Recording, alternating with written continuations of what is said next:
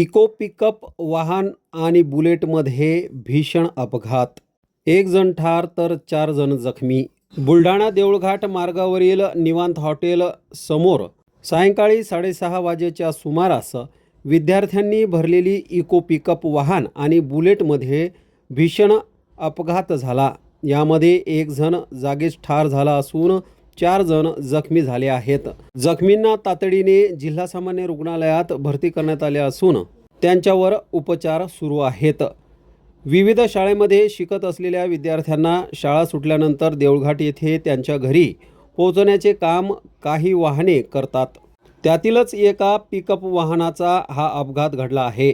7 ते 8 विद्यार्थी या वाहनात होते. देऊळघाटकडे परतणाऱ्या या वाहनाची टक्कर बुलेटसोबत झाली. बुलेटवर स्वार दोन्ही युवक देऊळघाटकडे परत जात होते.